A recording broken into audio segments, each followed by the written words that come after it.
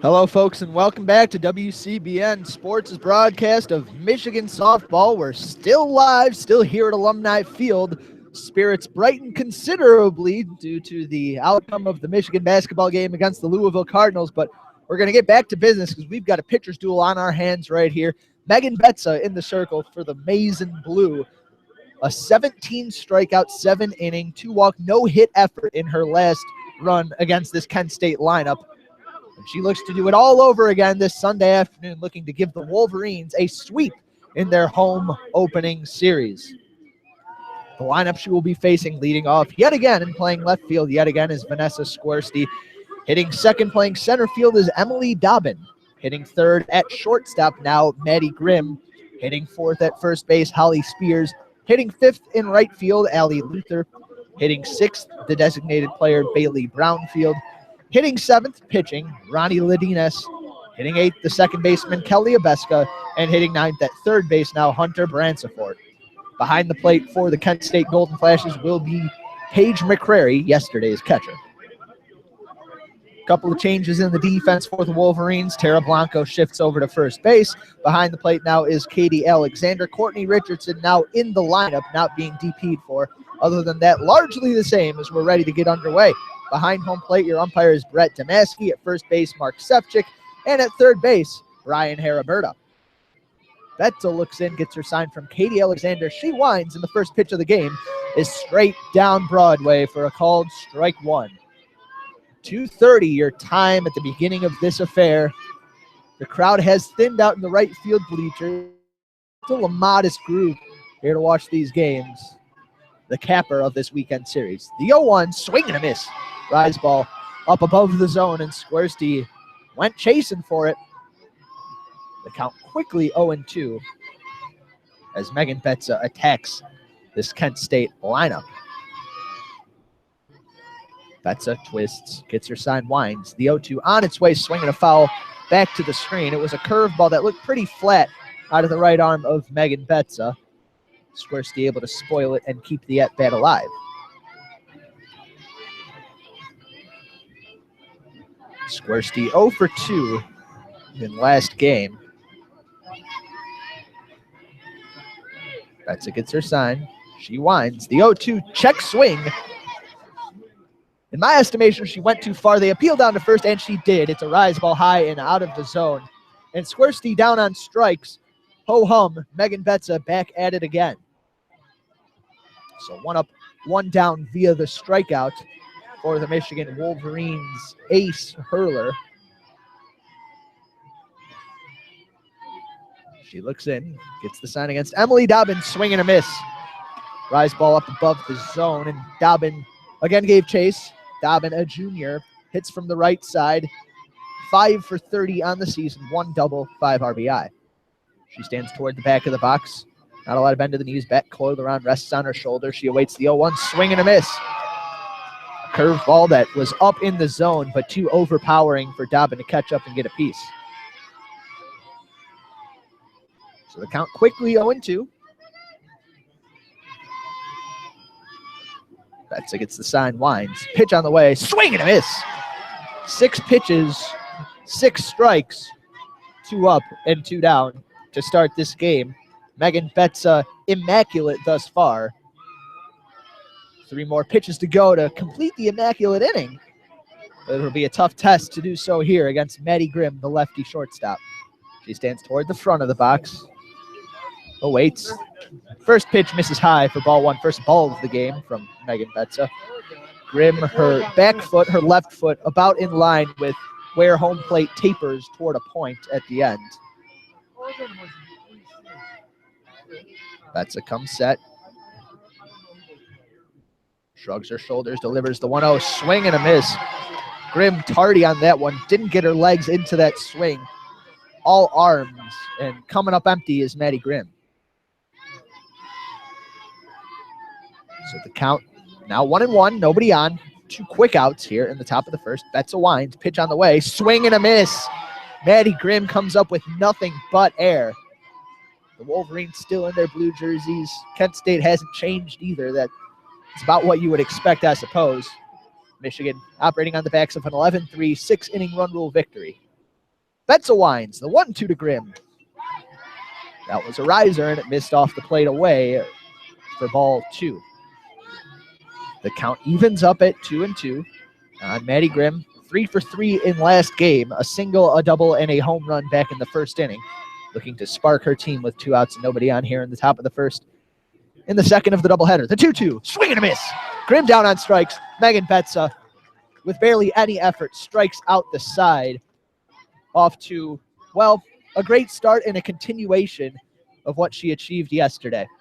So we'll head to the bottom of the first, still scoreless, of course, here at Alumni Field in beautiful Ann Arbor, Michigan.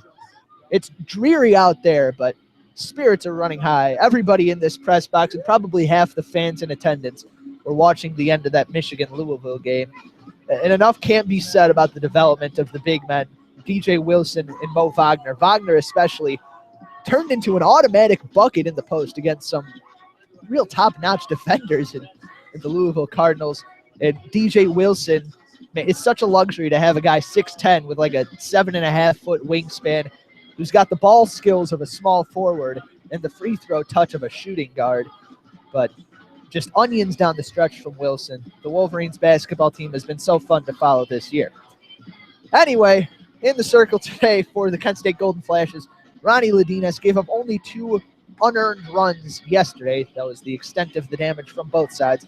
The lineup she will be facing, leading off and playing right field, Natalie Peters, hitting second at second base, Faith Canfield, hitting third, the center fielder, Kelly Christner, hitting fourth, the designated player, Aiden Falk, hitting fifth at first base, Tara Blanco, hitting sixth at shortstop, Abby Ramirez, hitting seventh at third base, Lindsay Montemorano, hitting eighth in left field, Courtney Richardson, and hitting ninth, Katie Alexander. So the first 6 hitters in the lineup in the same order they were last game. Some changes needed to be made to accommodate Tara Blanco no longer, hitting from that pitching spot, no longer having the luxury of getting that DP spot to, to the likes of a Taylor Swearingen. So now Richardson gets a spot in the lineup. Alexander behind the plate gets her spot at the bottom of the order, and we're about ready to get underway. Peters, hitless in 3 at-bats last game, did score 2 runs in the process.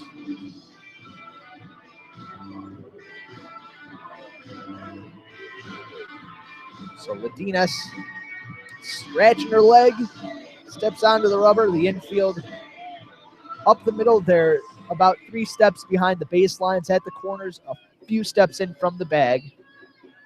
Straight away in the outfield. Ladines winds, delivers first pitch. Curveball called, strike. An emphatic strike 1 call from home plate umpire Brett Damaski. In center field, Emily Dobbin wearing a sweater. This weather will take its toll. 0-1 the count on Natalie Peters. 0-1 pitch on the way. Curveball in there at the knees for strike 2. That one caught more of the plate, but perhaps lower in the zone from Ronnie Ladines.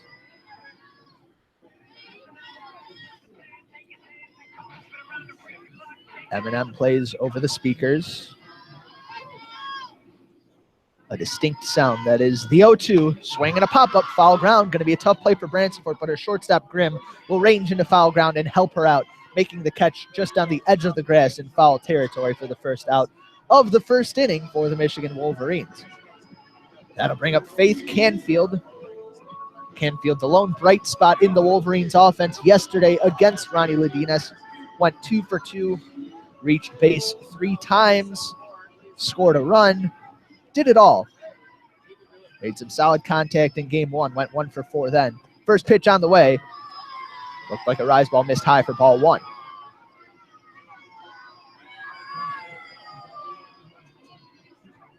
Infield backed off up the middle against the righty Faith Canfield.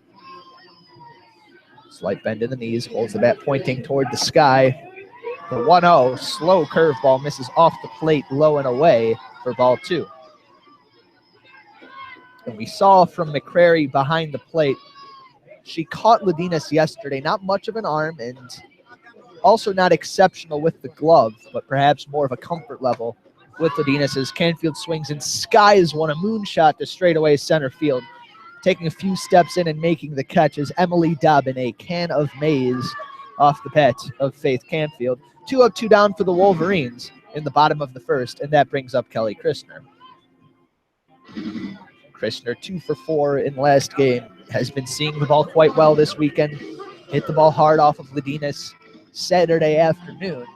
Looking to do more of the same today. Ladinas winds the first pitch. Hard curveball ducks low for ball 1.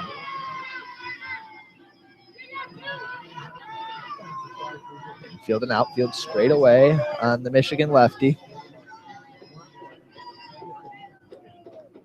Ladinas winds the 1-0, swinging a foul to the top of the screen and back down into play on the left side of the backstop. Christner's on-base percentage when leading off the innings has dropped to .588. Still a .563 overall OBP to go along with a .457 average. The count 1-1 on Michigan senior center fielder. Ladinas winds, delivers, swinging a hard ground ball foul on the right side. Looked to be a drop ball out of the right arm of Ladinas, and Christner was out in front and rolled over on it, pounded it into the dirt. The count 1-2. Nobody on, 2 outs in the bottom of the first inning. This game clearly billed to be a pitcher's duel, and it has started off as such. Ladinas winds the 1-2, swinging a fly ball foul over the screen, out of play on the left side. And no confirmation yet that that ball has remained within the confines of the Wilpon complex. Still no wind. Blowing the flags. 1-2 the count. Ladinas winds, delivers, swinging another foul back to the screen. Christner hasn't been able to barrel up the ball from Ladinas, but it was high, it was out of the zone, it was fast, but Christner needs to expand the zone in this situation, and she did so. The count remains 1-2. Pitch number 5 on the way, swinging a grounder, foul. Christner making Ladinas work. That one looked to be maybe off the end of the bat. It was up in the zone. Ladinas trying to get Christner to climb the ladder and chase, but Christner has been equal to the task thus far. Ladinas yet again settles down, winds the 1-2 to Kelly Christner. Off speed, changeup, dips low for ball 2. I think that was the right pitch. Changed both the eye level and the speed on the senior Kelly Christner. Took a lot of restraint to lay off on that pitch that ducked below the zone. 2 balls, 2 strikes, 2 outs. Nobody on, bottom of the first. Ladinas winds, delivers, swing, and a fly ball left field. That one dropping quickly, coming on, making the catch and falling forward is the left fielder, Vanessa Squersty. And that'll do it for the Wolverines' threat in the bottom of the first inning. Still nobody on base in this game. We head to the top of the second. 0-0 scoreless tie here at Alumni Field in downtown, well, not downtown, but in Ann Arbor, Michigan, where the Wolverines looking to scratch across runs. An offensive outburst last game appears to not have had any residual momentum leaking over into this affair. Certainly the old adage that momentum is only as good as your next game's starting pitcher appears to hold true, as Ronnie Ladinas is the linchpin of this whole Kent State team. When she is in the circle, they're capable of anything so long as their offense can scratch across a run or two. Pitching can be a great equalizer in a sport where the talent levels are disparate between teams. But Megan Betts tilts the scales back in the Wolverines' favor more often than not. There is having a team's number, and then there is totally shutting down everybody sent up to the plate. Last inning, Betts struck out the side, threw 1 ball. She's thrown 12 pitches. Doesn't get much better. Her ERA on the season, 180. Her whip, .965. One thing she has going against her, not a high batting average against Megan Betts, only 168, but leadoff hitters get on base a little more than a quarter of the time. She is prone to the leadoff walk and hit by pitch, although obviously controlled that yesterday. Leading things off will be Holly Spears, the righty hitting .305 on the season. First pitch on the way, swinging a pop-up foul out of play over the press box on the right side. and into the concession area. There's a hard curveball in on the hands of Spears. Maybe a riser, hard to tell. Infield straightaway pinched in at the corners. Monty and Blanco don't like balls to fall in front of them. 0-1 the count. Betza bounces, rocks back. 0-1 drop ball. Beautiful, nasty stuff. Outer edge. And now Katie Alexander comes out to talk with Megan Betza. Not sure whether she saw any mechanical tweaks, any sign of discomfort. Maybe got crossed up by a signal or something. Having a pretty lengthy conversation, actually, and I have no idea what the content could be.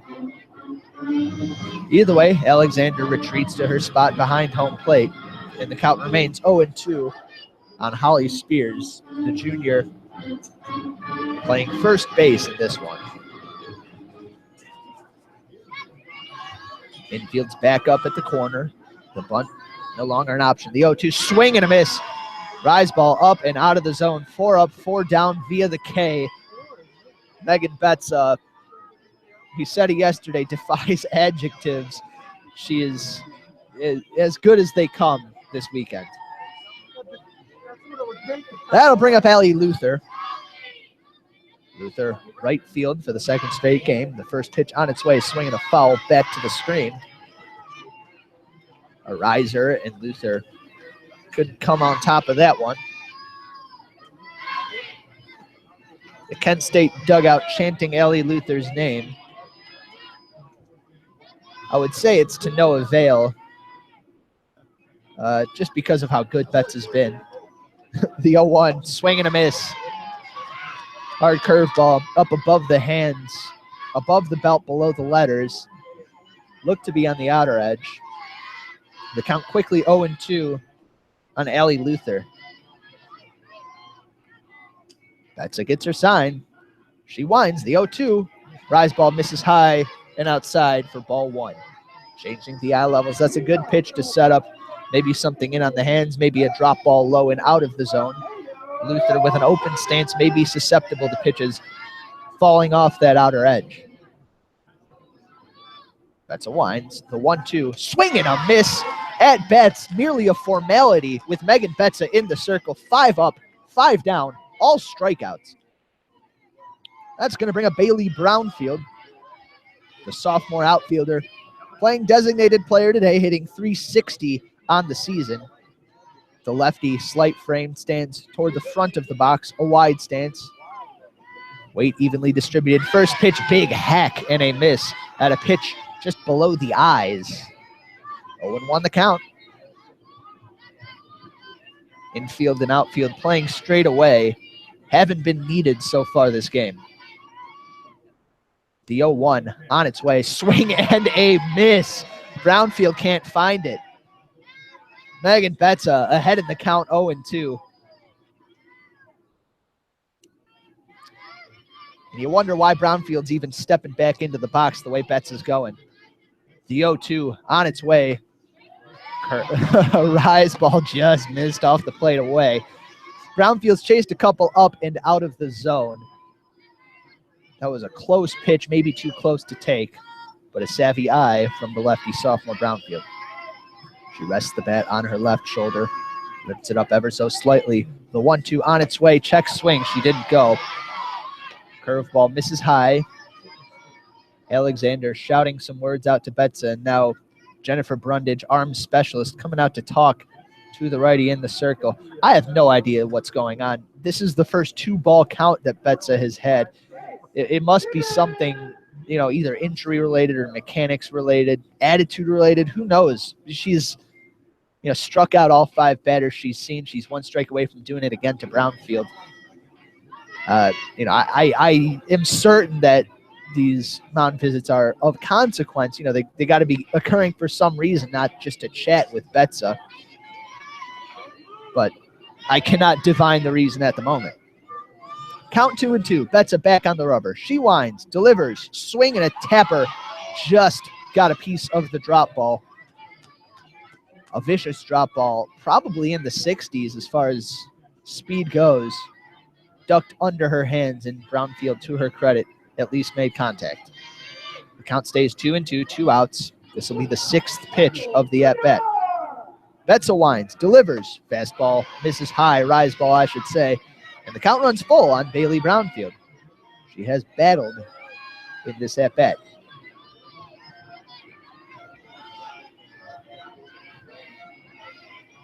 Betza gets the sign from Alexander. She winds. The payoff pitch, swinging a pop-up. It's going to stay on the infield. Betza calls for it. She'll take it herself and make the catch, flipping the ball behind her back out into the circle as she does so. 3 up, 3 down for the Golden Flashes. They put the ball in play, but Megan Betza still gets to do it all herself. 6 up, 6 down for the Golden Flashes on the game. We head to the bottom of the second. No base runners yet for either side here on WCBN Sports' broadcast of Michigan softball. And we're taking predictions now, folks. Send them in now either on the comments on the YouTube video at WCBN Sports. Love to hear, how many runs are going to get scored in this game, how many hits. We'll set the over-under at 5 hits over the course of the entire game for both sides. I'd be hard-pressed to take the over there. Strikeouts, the over-under realistically should probably be about 20, and I would be hard-pressed to take the under there the way these two pitchers are going. Certainly you can't extrapolate from 1.5 innings of work, but given the body of work that these two hurlers had in their Saturday duel, well, it should be a tight one. Runs at a premium as always. It'll be Aiden Falk leading things off for the Wolverines. She'll be followed in the order by Tara Blanco and Abby Ramirez.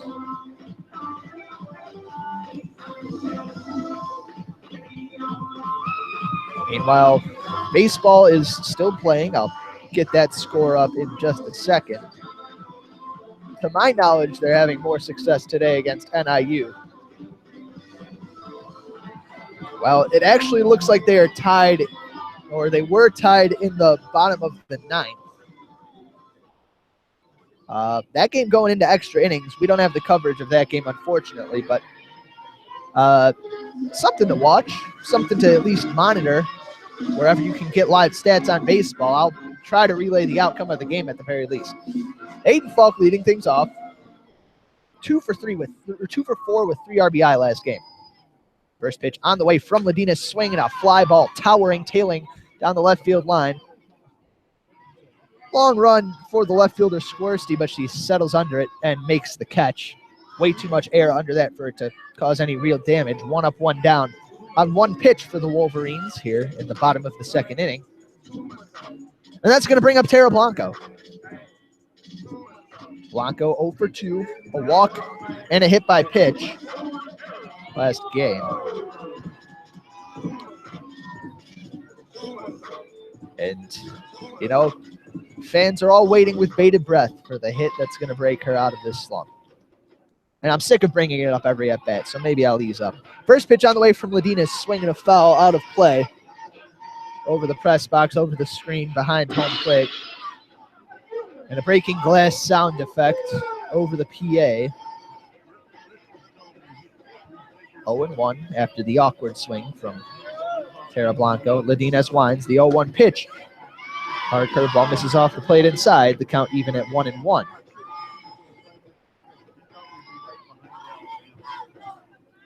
Of Blanco's 12 hits this season, only 2 have gone for extra bases. Plenty of hard hit balls that found some mitts, though. The 1-1 swinging a pop-up foul up toward the press box. It's going to bounce right in front of us for strike 2. It was an off-speed drop ball or changeup in on the hands, around the knees. She was able to fight it off.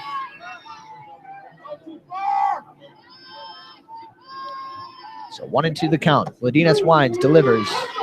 Another changeup. That one ducks down into the dirt, and Blanco wisely lets it go by. The count even at 2-2 with nobody on and 1 out here in the bottom of the second inning. Still scoreless. Still no base runners for either side. Ladinez winds. The 2-2 swinging a rocket back up the middle. That one's going to get through, a base hit. Looked pretty identical to the one snagged by Hayes back in last game, but this time she kept it low enough that it avoided the glove and the feet of Ronnie Ladinez. The first base runner for either side is Tara Blanco. She's on with a 1-out single. Abby Ramirez steps up to her trademark gasolina, looking to move up a runner, reach base, and keep this rally going for the Wolverines with one out here in the bottom of the second inning. Blanco at first base, not a threat to go, but McCrary, a catcher who should be prone to getting stolen on. The first pitch, swing and a miss. Hard curve ball down and away. Probably would have caught the edge of the zone if Ramirez hadn't offered at it. Infield in, outfield normal depth. Ladenas winds the 0-1. Ramirez takes. Drop ball ducks low. The count 1-1 with one on and one out to number 1, Abby Ramirez. Crowd getting animated. The 1-1 on its way from Ladenas. Swing and a miss. Curveball misses off the plate away. But Abby offered at it anyway, and the count moves to 1-2. Now a conference between Abby Ramirez and Carol Hutchins. And while this game hasn't had the offensive fireworks of the last one, the pace seems to have bogged down a bit. More interactions between Wolverines coaches and players. A matchup that is poised to be a closer one, at the very least.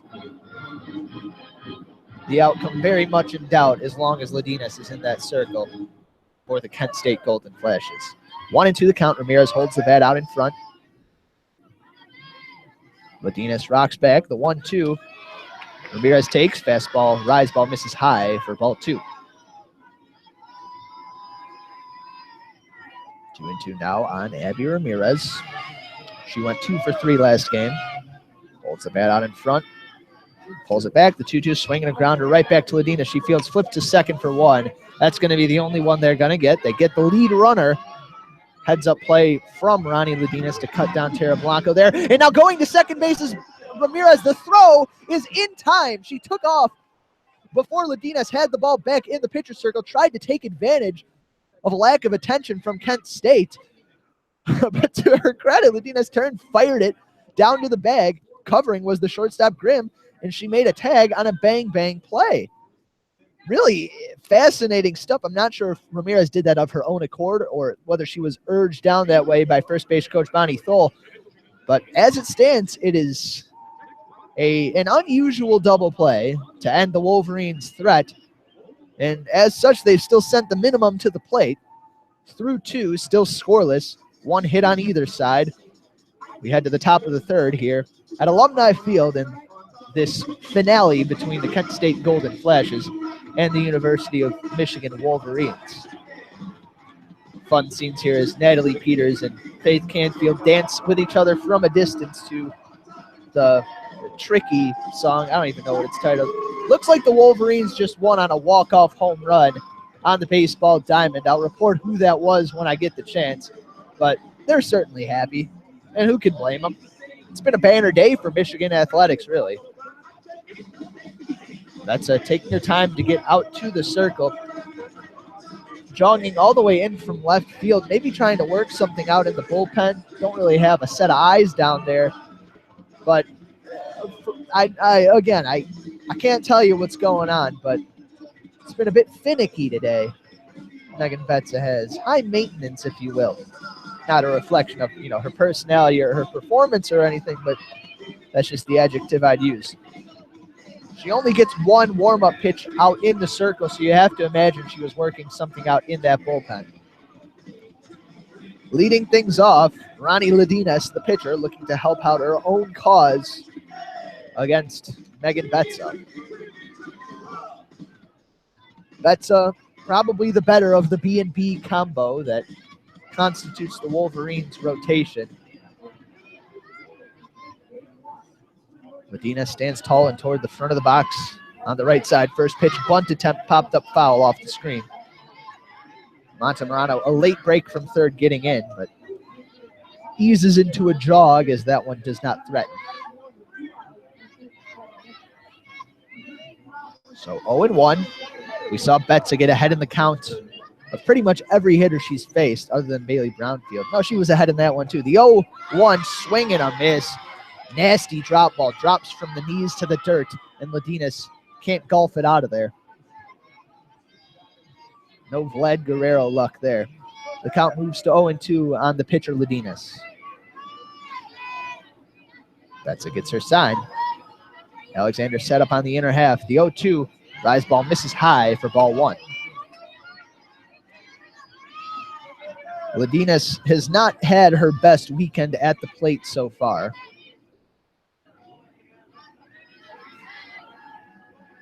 Went 0 for 3 against Terra Blanca with a couple strikeouts.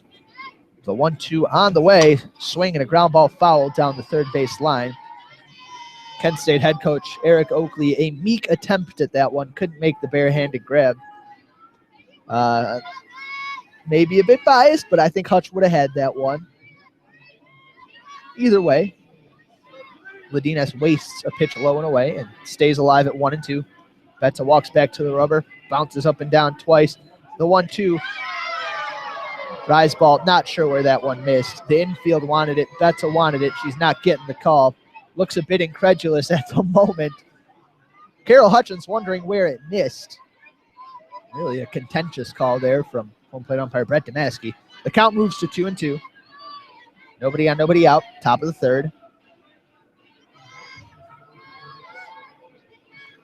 We will reload. That's a rocks back. The 2-2 curveball. That one misses off the plate inside this time. Real close stuff. Damaski not giving Betza the benefit of the doubt, and the count runs full on Ronnie Ladinas. Betza working very quickly, just paced back to the rubber. The 3-2 on its way. Curveball, again it misses. This one barely off the plate away.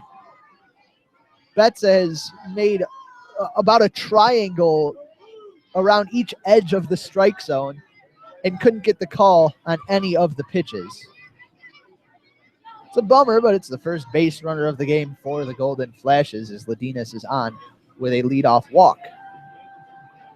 We're going to see a pinch runner, it appears, as Kelly Abeska, the second baseman, steps to the plate. At first base will be number 4, Sydney Anderson. We saw her pinch run last game.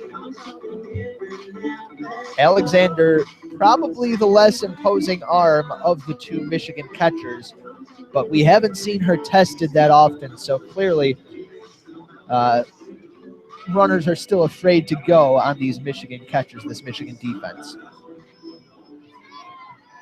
Abeska, 1 for 3 last game.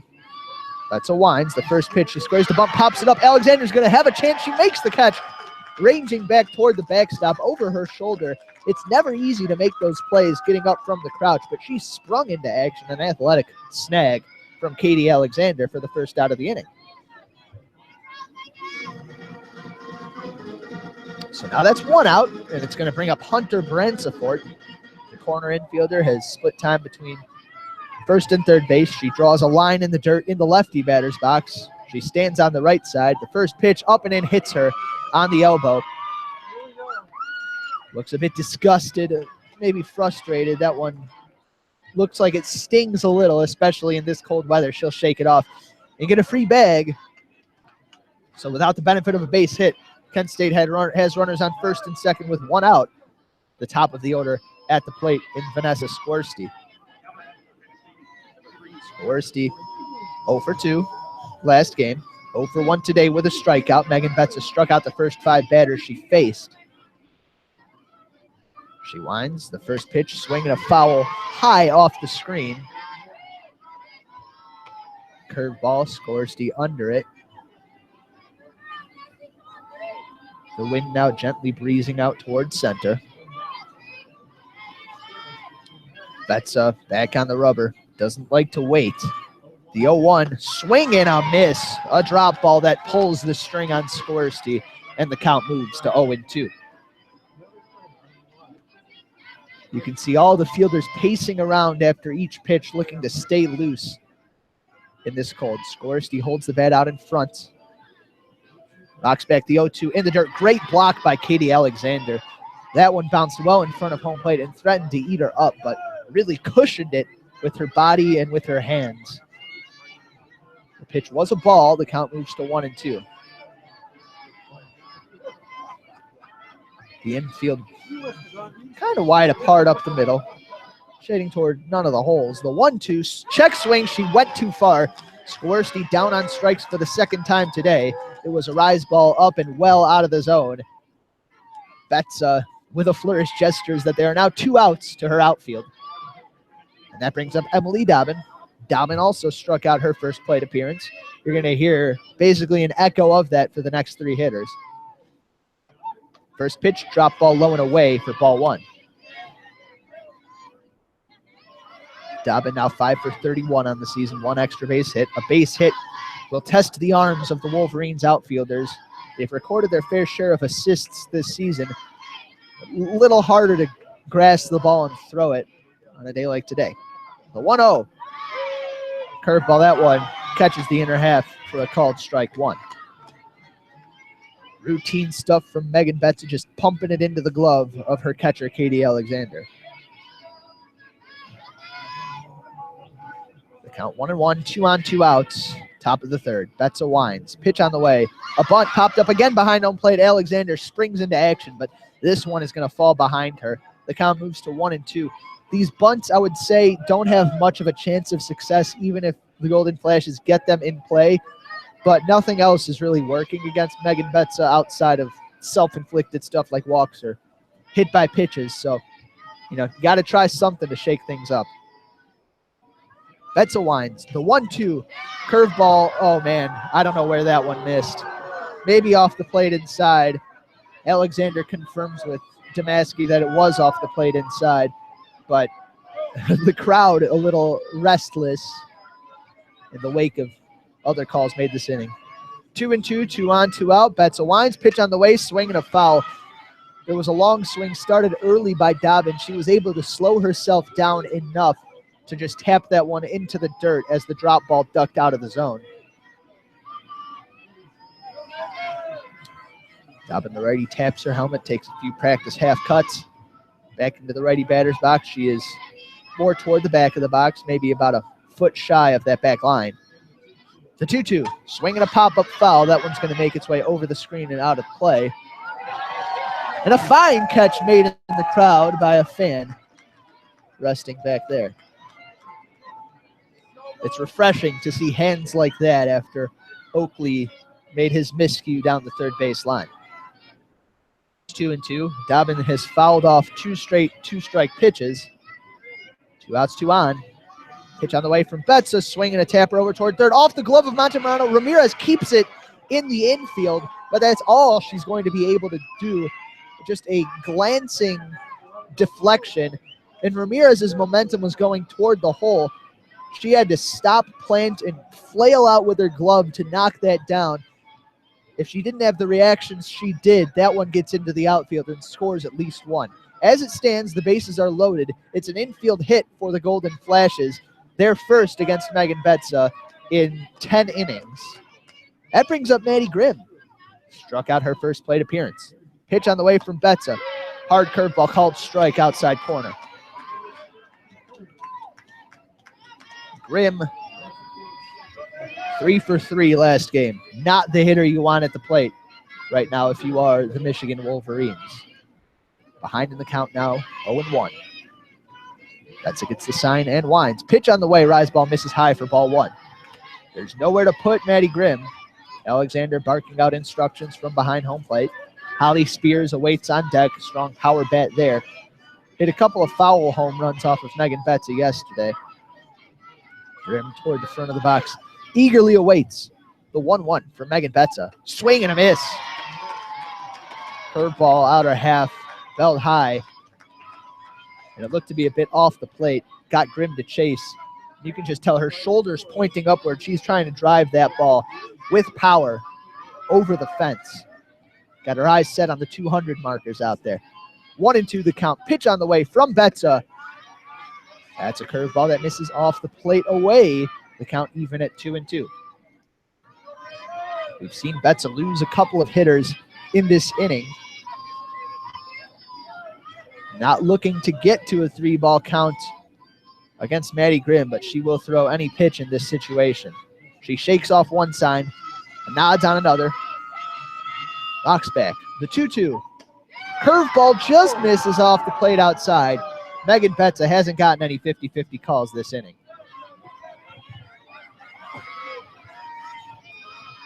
So the count runs full.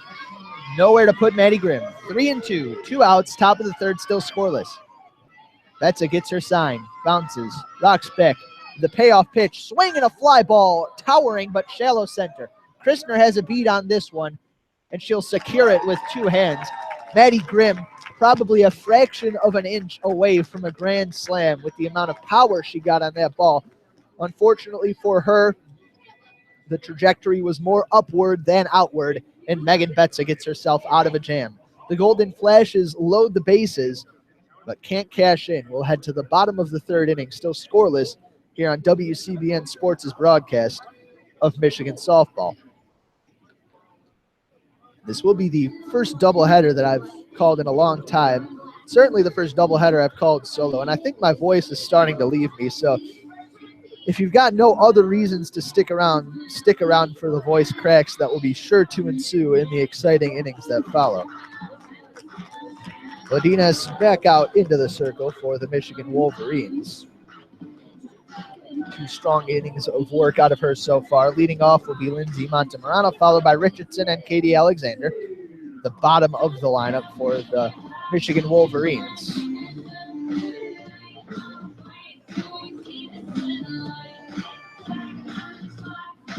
And it was, I believe, Drew Lugbauer who hit a walk-off home run for the Michigan baseball team.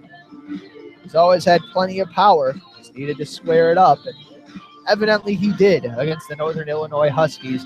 The Wolverines would have blown a 4-0 lead if they were to lose that one, so avoiding another tough loss to a team that's not among the upper echelon of college baseball programs.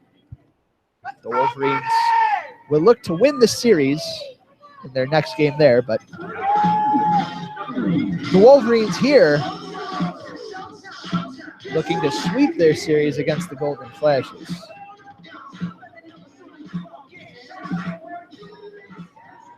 Montemurano awaiting the first pitch from Ronnie Ladinas. She rocks back, winds, delivers. Hard curveball, misses just a bit low. You know, if home plate umpire Brett Damaski is going to be stingy one way, he might as well do so the other way as well.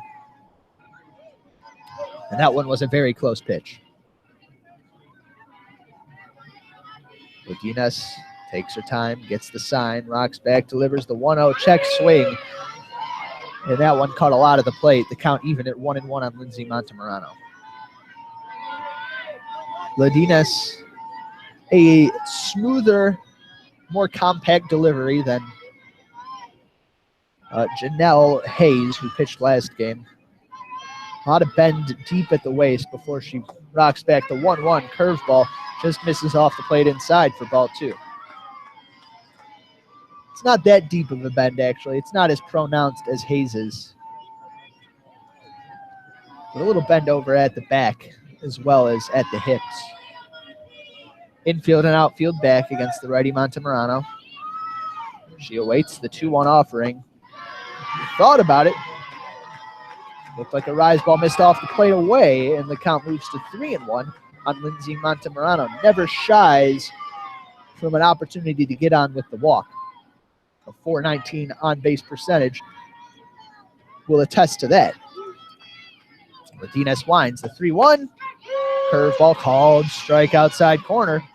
Monty started down toward first base, and, you know, she will utilize every trick in the book. Seems like she gets caught doing that preemptive trot down more than other players. She's eager to get on base, can't blame her. Count full, nobody on, nobody out. Pitch on the way from Ladinas, swinging a foul tip off the glove of the catcher McCreary. Disappointed she didn't corral that one. Back to the backstop it goes. And the count runs full, or the count remains full on Lindsay Montemurano, keeping the at-bat alive. The left fielder Swirsky only about 5 steps shy of the track and left. Not going to get burnt over her head again by Montemurano. Another full count pitch popped up over the screen behind home plate. The catcher McCreary will watch it bounce and an empty seat in the bleachers. The count remains full. Monty has fouled off 2 straight 2-strike pitches.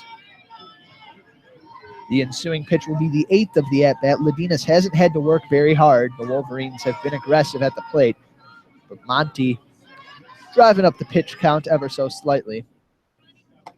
Another payoff pitch, curveball misses outside, and Montemurano a well-worked walk on base to lead off the bottom of the third for the Wolverines.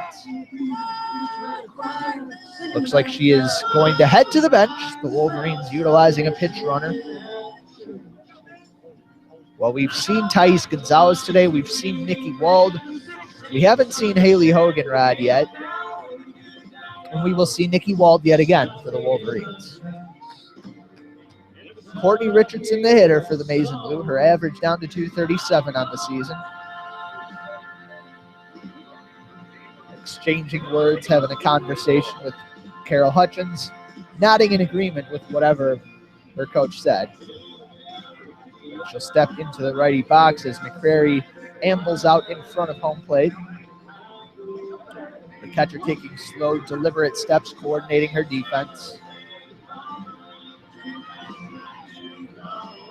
Wald certainly will be put in motion at some point this inning if she doesn't get advanced here by Richardson. Wouldn't be surprised at a bunt, though. The first pitch, she does bunt it right back to Ladina. She turns and fires to first. The runner moves up to second base, and Nikki Wald. And small ball for the Wolverines. Again, I don't understand it because I think that Wald is someone who could swipe second quite easily against Carol Hutchins. But Hutch, who just earned her 1,500th career win last game, didn't get there by not knowing anything about softball. You can easily go wrong second-guessing Carol Hutchins. So that brings up Katie Alexander. Ladinas rocks back. The first pitch, swing and a miss, big cut from Alexander. Not a lot of load and explode back to front movement with her swing. Just whips those hands through the zone. Not conducive to much power, but she can spray the ball. 0-1 the count. Ladinas winds, delivers. Swing and a pop-up, out of play. Over the press box. Off the top of the press box and down to the concession area. Alexander quickly behind in the count, 0-2 with Peters on deck. Nikki Wald on second base. The Wolverines, theoretically, 2 chances to score her. Ladinas a long look in, gets the sign from McCrary, winds. The 0-2 off speed, changeup misses high for ball 1.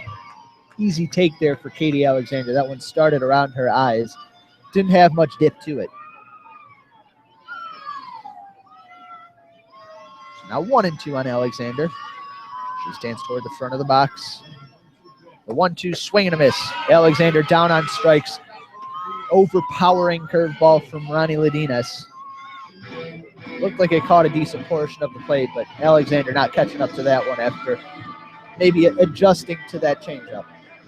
That brings up Natalie Peters. 2 outs. Runner on second base is Nikki Wald. The infield in. The outfield takes a few steps in, but still respecting the line drive pop out of the lefty bat of Natalie Peters. Peters 0-1. Fouled out to the left side, her first at bat. Swings the first pitch, pops it up straight to the shortstop, Grimm. She'll camp under it and make the catch, and that'll do it for the Wolverines in the bottom of the third inning. They get the leadoff runner on in Lindsay Montemurano. They cough up and out for a sac bunt, and the 2 hitters who follow can't get it done. We head to the top of the third. Still scoreless here at Alumni Field in Ann Arbor, Michigan. Megan Betza back out to the circle.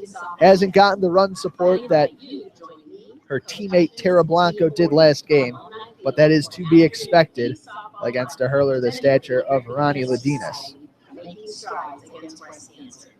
Last year, this Michigan offense is one that could be expected to go off against the best pitchers any team had to offer, regardless of the caliber. You know, the only exception being that fateful showdown with Jessica Burrows and Florida State in the Women's College World Series.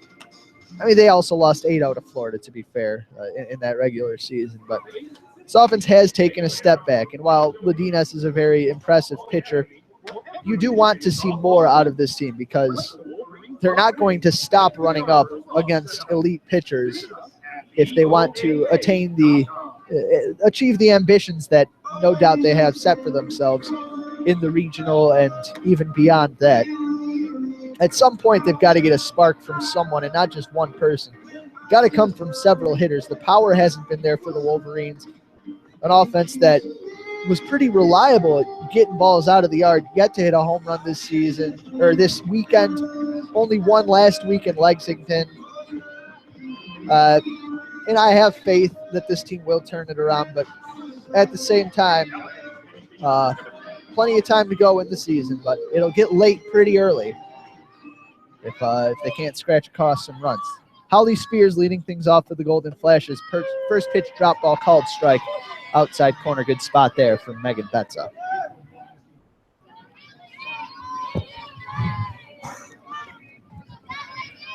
Spears 0 for 1 with a strikeout. The 0-1. Rise ball misses high for ball 1. Spears stands in the righty batter's box.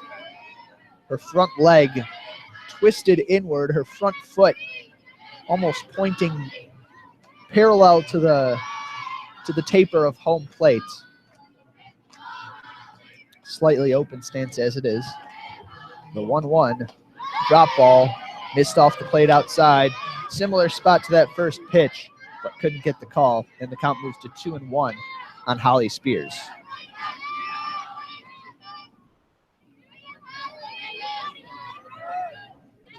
Field in at the edges.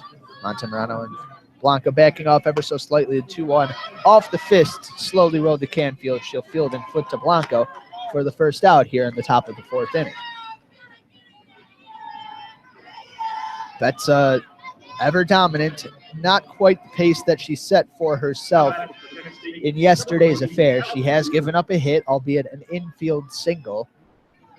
Only struck out 6 through 3 1/3. And that brings up Allie Luther.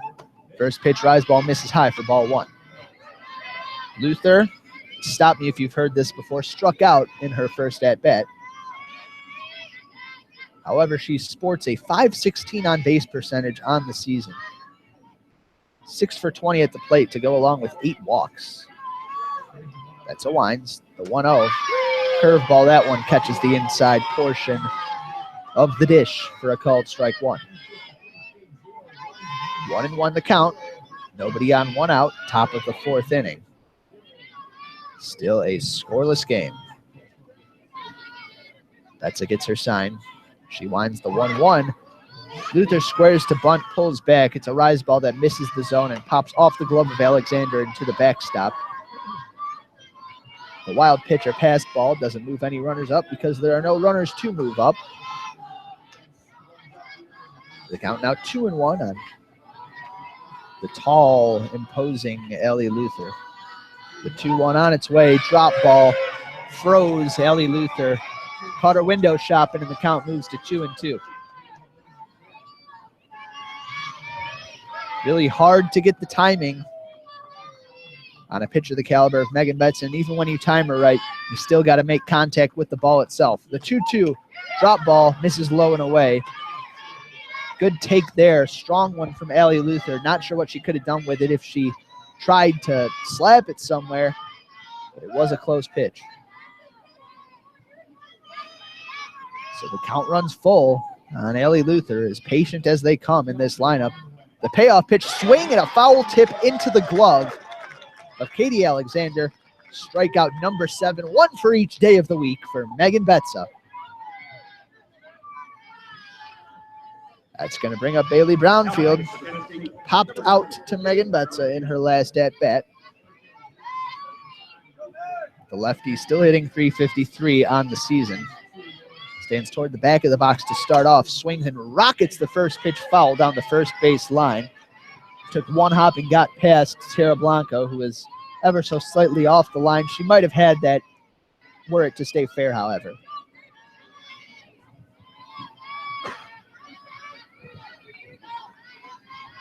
The count 0-1 now on Bailey Brownfield.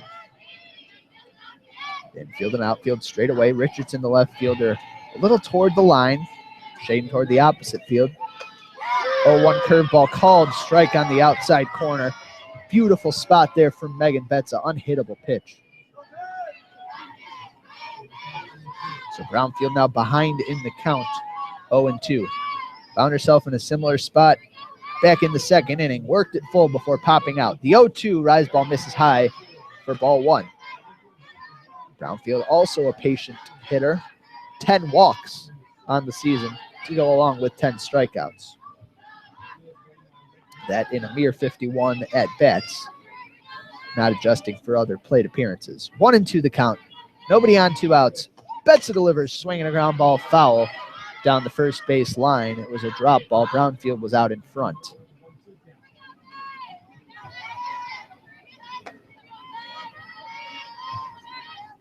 Betza continues to mow down these Golden Flashes hitters.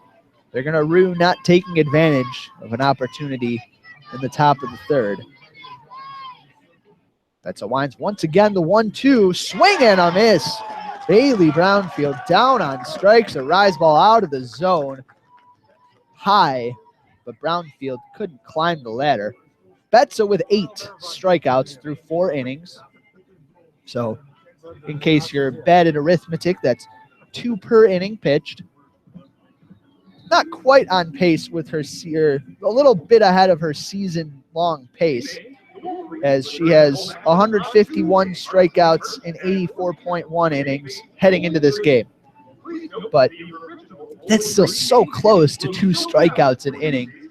Absolutely absurd, cartoonish numbers from Megan Betza, showing no signs of slowing down despite the Herculean effort she put forth in yesterday's affair. She showed in that Florida game at the beginning of the season that endurance, not a factor with her. She is willing to go as long as needs be to try to give the Wolverines the W. But Ladinas, on the other end, has matched her frame for frame. 3 innings pitched by Ronnie Ladinas. 1 hit, 1 walk, 1 strikeout. No runs. And she will be facing Faith Canfield, followed by Kelly Christner and Aiden Falk, the 2, 3, 4 hitters in this Wolverines lineup. Canfield has had Ladinas' number this weekend. Flied out to center, however, in her last at-bat.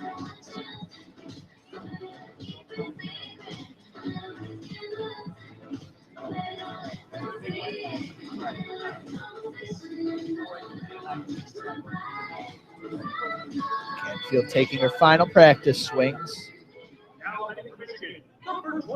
Stretches, holds the bat behind her head.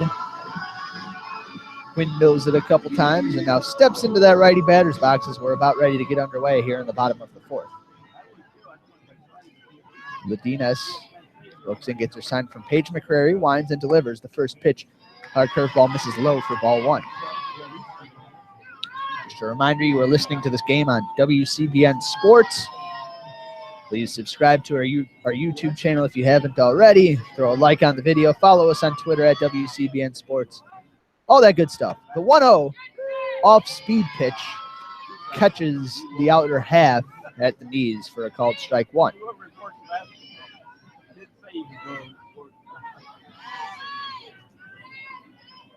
So the count now 1-1 on Canfield. Crouches low, holds the bat high. Pitch on the way, swinging a fly ball right field. That one hooking toward the line, and it'll drop foul. About 10 feet to the right of the fair foul line. It was in on the hands of Canfield. Couldn't quite square it up, and she's now behind in the count 1-2. Ladinas only had a few strikeouts in the opener against the Wolverines, while Betza gets about 2 strikeouts an inning. Ladinas just over half a strikeout an inning.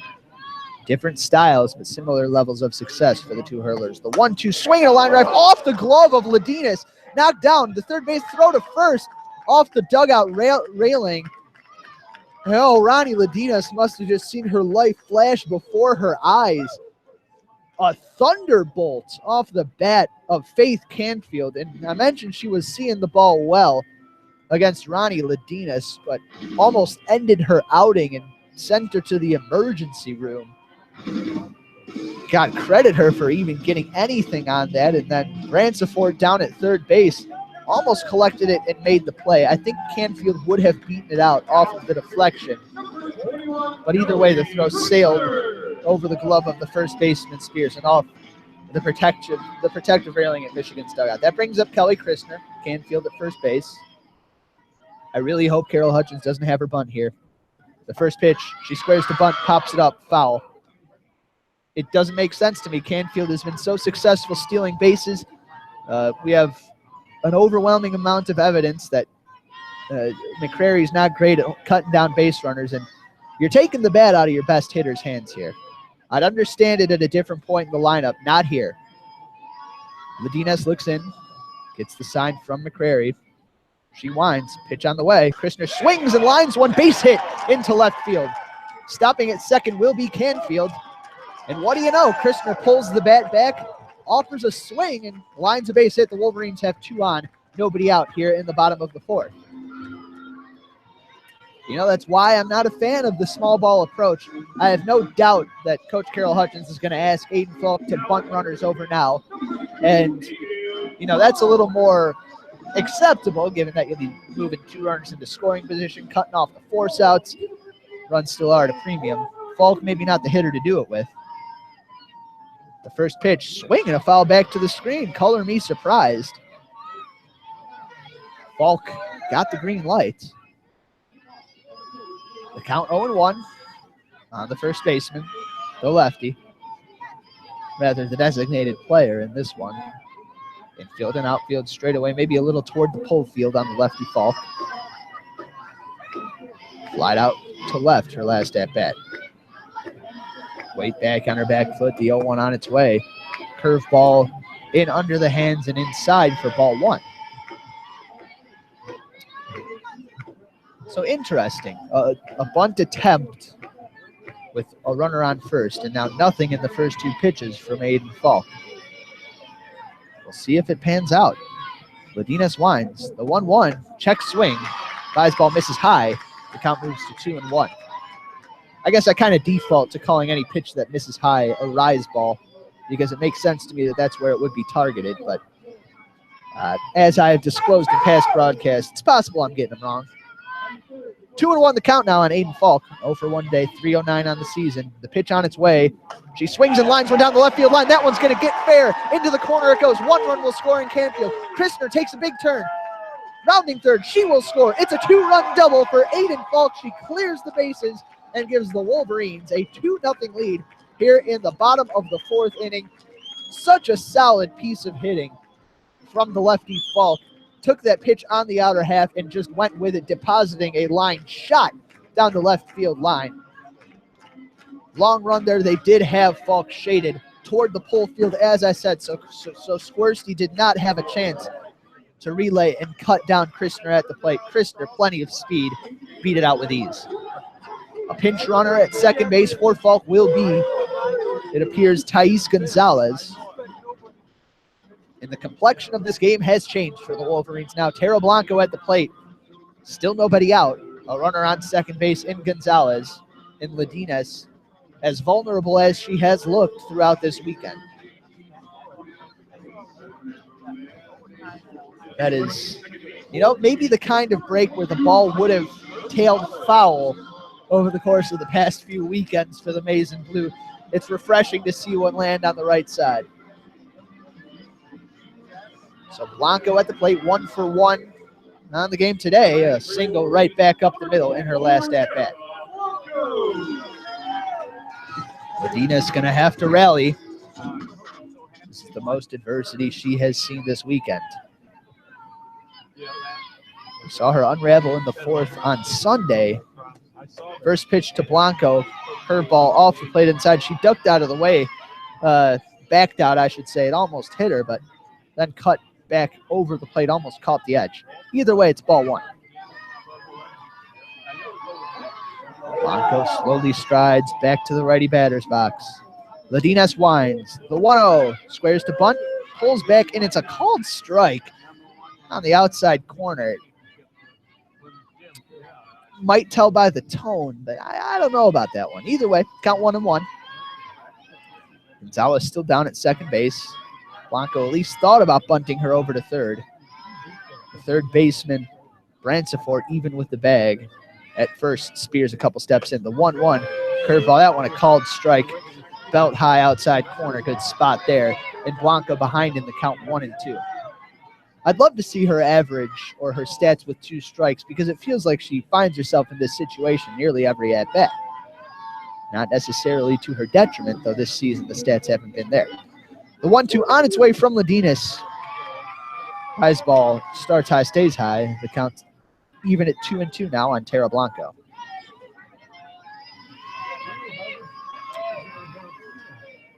Gonzalez, a speed threat down at second. Probably won't look to steal third. Blanco holds the bat out in front, pulls it back.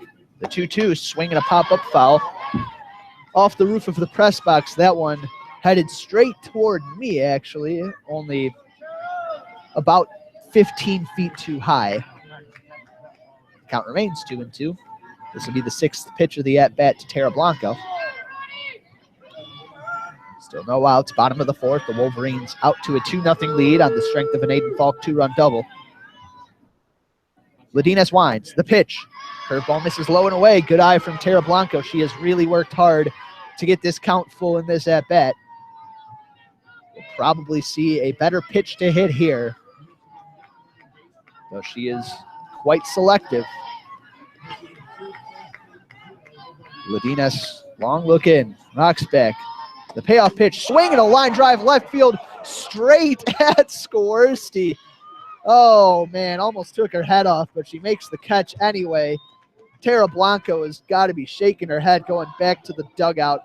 I don't know how much harder you can hit a ball and not be rewarded with a base hit, but she did so there. Blanco, 2 examples of very solid contact in this game, only 1 hit to show for it. That'll bring up Abby Ramirez, the shortstop. Ladinas rocks back, delivers. Ramirez golfs one left center field. That one's going to split the gap and get all the way to the wall. No, it's cut off just before it gets there by the center fielder. Ramirez cruises into second. Gonzalez scores from second. It's a gap shot and a double for Abby Ramirez. Emily Dobbin and Vanessa Swirsky not positioned for the power slap out of the lefty batter's box from Abby Ramirez. Unusual stuff, but look at her driving in a run for the Wolverines and giving them a 3-0 lead. So the offense finally cooking for the Maize and Blue here in the bottom of the 4th. Lindsay Montemurano at the plate. Still only 1 out. Courtney Richardson and Katie Alexander on deck. Ladinas winds. The first pitch. Her ball called strike. Thigh high in her half. Everyone in the infield deep against Montemurano, save for Spears at first base, was about even with the bag. Now Bransford crowds in a bit at third. The 0-1. Curveball again in there for a called strike. Monty annoyed at herself for misreading that pitch as it curled over and caught a good chunk of home plate. The count quickly 0-2 on Montemurano. These Wolverines hitters starting to frustrate Ronnie Ladinas. We'll see if Monty can at least extend this at bat. Ladinas gets her sign. The 0-2, swinging a pop-up foul. Going to be a tough play for McCrary. She couldn't find it at first. If she reacted quickly enough, it would have been an out. Monty afforded new life in that righty batter's box. The count remains 0-2. Looked like a rise ball in on the hands, about chest high. Monty just fighting off a close one.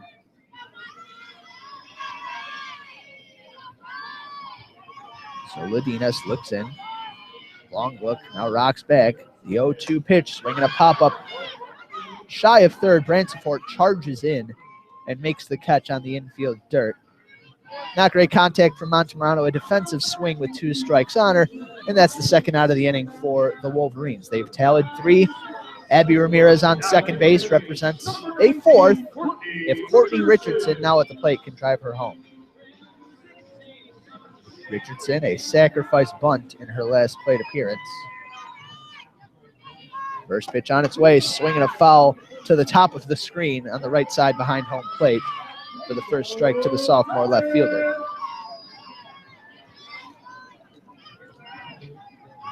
Richardson waves the bat twice, taps home plate.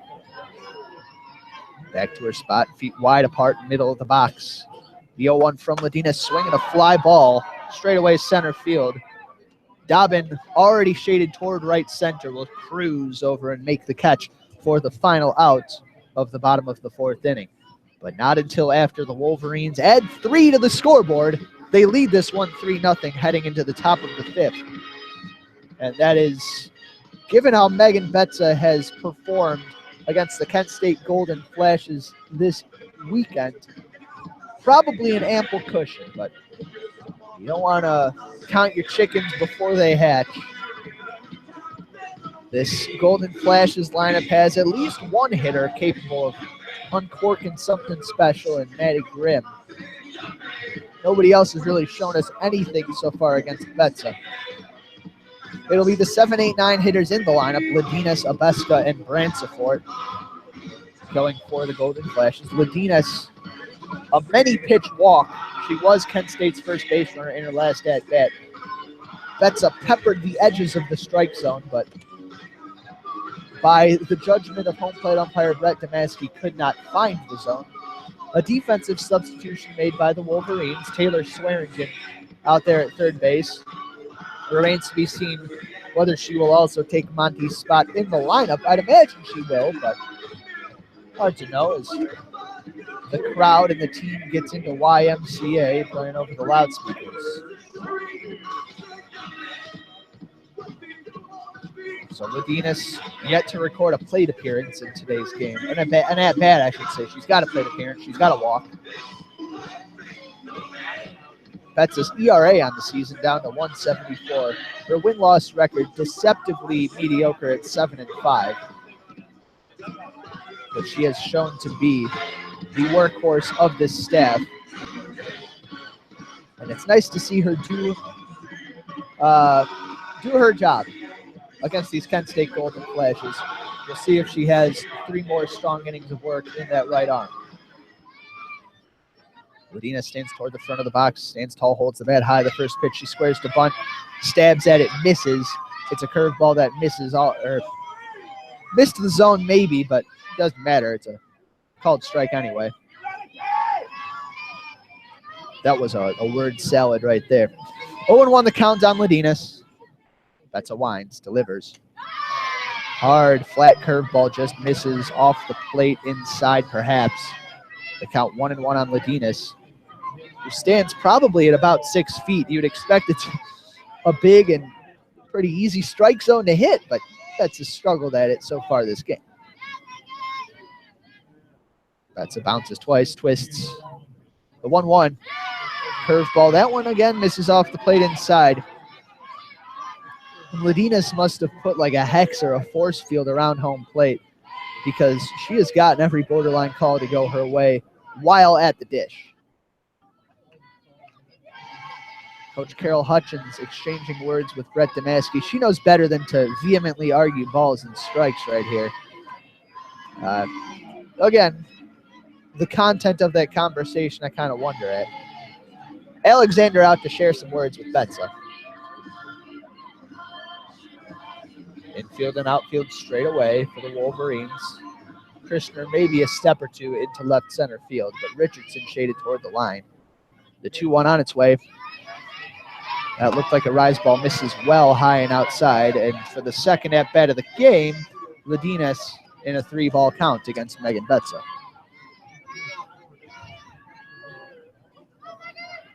Count 3-1. That's a twist, rocks back. Pitch on the way. Drop ball misses in the dirt for ball 4. Ladinas on with a leadoff walk. And it's those shutdown innings that really make for a good softball team the ability to score some runs and then prevent the other team from making a response. Michigan perhaps off on the wrong foot to start. Kelly Abeska at the plate for the blue, white, and yellow Golden Flashes. Abeska fouled out her first plate appearance. Bunts one foul to start this one.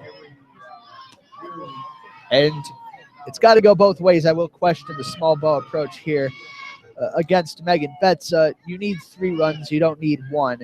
Giving up an out seems silly to me. But, Alexander maybe not the liability behind home plate that McCrary is. The 0-1 again, a bunt attempt. She pulls back. Curveball misses off the plate. Away, maybe high. Count moves to 1-1 on Abeska.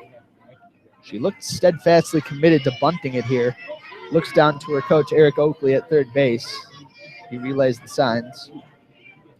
Betza winds. Abeska squares to bunt again. Takes, and that curveball catches the outside corner at the knees for a called strike 2.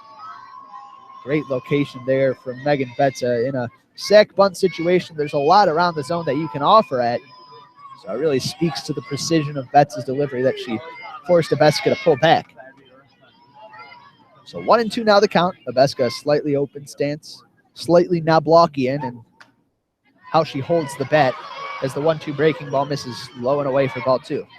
By Knoblauchian, I mean it's not so much curled around her as much as it is pointing back toward the fans behind home plate as she holds it above her shoulder. Nowhere near as pronounced as famed Yankee player Chuck Knobloch, but brings it to mind. The 2-2 swing and a tapper foul on the left side. It was a drop ball down below the knees at the ankles. Abeska saves it from her shoe tops and keeps the at-bat alive. The wind picking up ever so slightly. Infield and outfield at double play depth on Abeska. The bunt no longer a threat with a 2-strike count. Betza gets the sign from Alexander. Rocks back. The 2-2 swing and a miss. Down on strikes goes Kelly Abeska. And she is a beauty. That number 9 strikeout. Number 9 for Megan Betza. Goes down swinging. That's going to bring up Hunter Bransford, the bottom of the Kent State lineup. Hit by a pitch in her first plate appearance. Bransford is hitting 143 on the season, 130 with runners on. The sophomore corner infielder has struggled to get things going this season. That is putting things lightly. The wind has picked up ever so slightly, blowing out towards center. The outfielders and infielders conferring, and Hutch going out for a circle visit to Megan Betza. She'll be joined by Katie Alexander. Aiden Falk halfway between first base and the circle. Maybe not comfortable going all the way to the middle infield to talk with Ramirez and Canfield, but staring intently, trying to pick up some glimmer of what that conversation's about. Swearingen, basically a mirror image on the other side of the infield, down to the glove hand, as she is a righty mirroring Falk's lefty. Swearingen's hair a little brighter, and she's wearing a bright maize visor, whereas Falk has a black headband and a white ribbon in her hair. Also, I think their gloves are different brands, or at least different coloring.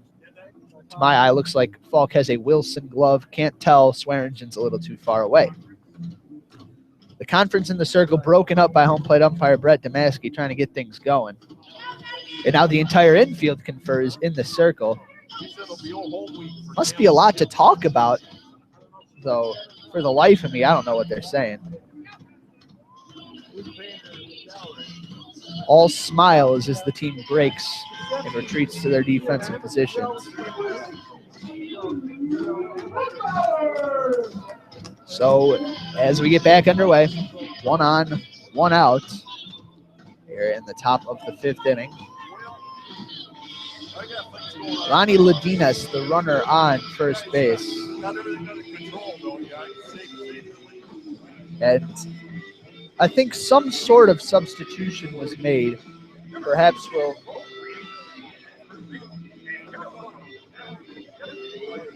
Oh, so it looks like Aiden Falk is now playing first base. I guess that's something I probably should have noticed a while ago. Anyway, Tara Blanco probably going back to the DP spot. Wonder at the rationale for it, but hopefully it's not an injury or something like that. Betza winds the first pitch to Hunter Bransford. She squares to bunt, tries at it, and misses. Curveball below the zone for strike 1. And yeah, when I mentioned Aiden Falk was out there, the wheels should have turned, and I should have recognized that Falk was, in fact, a substitute, but didn't click until just now. The 0-1 on its way, swing and a miss. Hard riser above the zone. Bransford tied up. Down at first base, Ladinas not a big threat to steal. Kent State only 2 stolen bases in their starting lineup on the season. The 0-2 on its way. Bransford thought about it, but the curveball started low and stayed that way.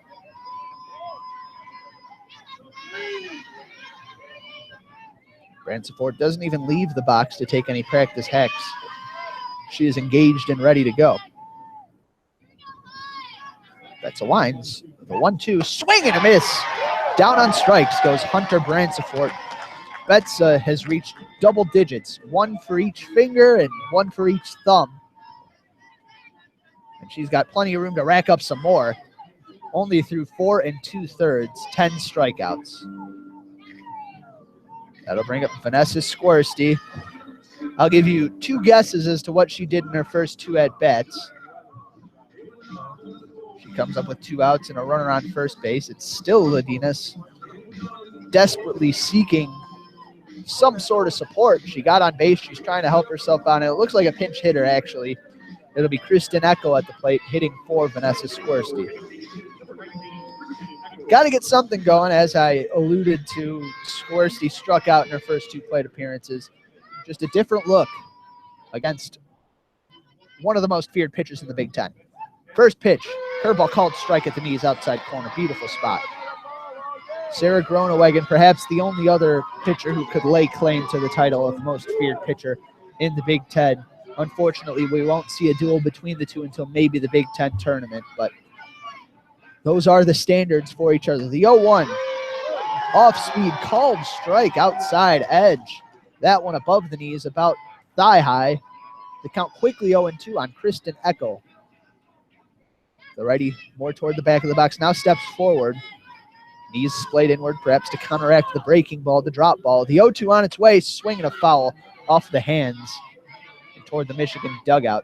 Betsa did not go with the drop ball, looked to be a riser in on the hands of Echo. And she's barely able to keep the at-bat alive. 0-2 the count, 2 outs. The leadoff runner, Ladinas, still on first base. Betsa bounces twice, rocks back. The 0-2, swing and a miss. Echo down on strikes. She was late, and she had no chance. 11 strikeouts for Megan Betsa. Can't think of anything witty for that one, but either way, Betsa's doing work out there. Through 5 innings, 4.5, I suppose, Michigan with a 3-0 lead over the Kent State Golden Flashes. At Megan Betsa, 5 innings pitched, 1 hit, 11 strikeouts. Not bad. She has hit a batter. She's issued 2 walks. So that's 4 total base runners through 5 innings for the Golden Flashes, who did tally 2 base runners in yesterday's game. So that's only half as good as she was yesterday or something like that. But the strikeout totals are still there. Heading into the weekend, Betsa had, I believe, 134 strikeouts, which was good for number 3 in the country. With 2 starts this weekend of well over double-digit strikeouts, she may even climb in those standings. This is not a performance that Michigan fans should take for granted. Certainly Michigan at number 19 in the country, perhaps not up to the standard set by this team's past success, as it looks like Michigan, just got retired at home plate on a double steal. Looked to be a bad call from here 800 feet away, but I suppose that umpire has a better vantage point than I do. Ladinas back out in the circle here in the bottom of the 5th. The hitters she will face, Katie Alexander at the bottom of the lineup, followed by Natalie Peters and Faith Canfield. The Wolverines with 5 hits today, and they have come from the 2, 3, 4, 5, and 6 hitters. Production out of the middle of the lineup has been hard to come by for the Maize and Blue. But, got to give credit where credit's due. They've come alive today.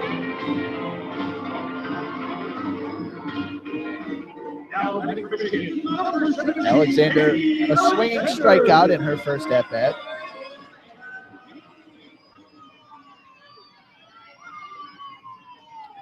Ladinas looks in, Winds the first pitch at the bottom of the fifth, up and in, hits her on the elbow guard. Alexander down to first base to lead off the inning. That's about as easy as it gets. And now with the lineup back to the top of the order, Michigan a chance to do some damage.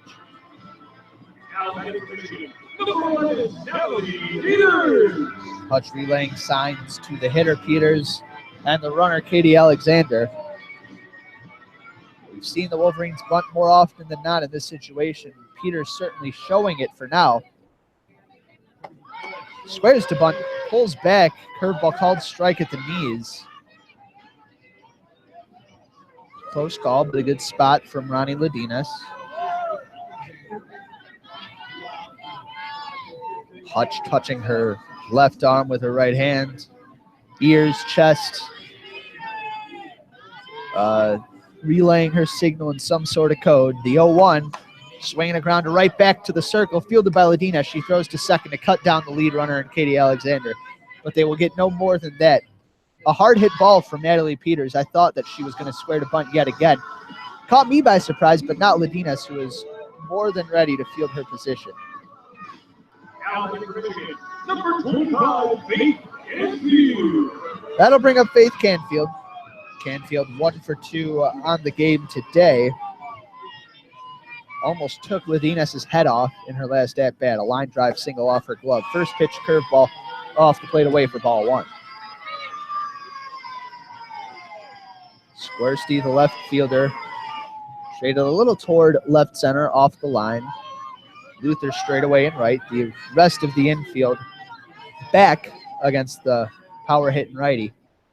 The 1-0 up and in, almost hit Canfield. She twists out of the way, and the count moves to 2-0. Kelly Christner on deck, Aiden Falk behind. Both hitters seeing the ball well this day and on the weekend as a whole. Ladinas rocks back. The 2-0. Swinging a line drive up the middle, gloved by the shortstop Grimm. Steps on second, the throw to first, a double play. A phenomenal defensive play by Maddie Grimm at shortstop, ranging to her left, stretching to make the grab, stepping on second, and in one motion, throwing to first base to retire Faith Canfield. No slouch on the base paths, streaking out of that box. So a little more to the right, and that could have been a single and an extended rally.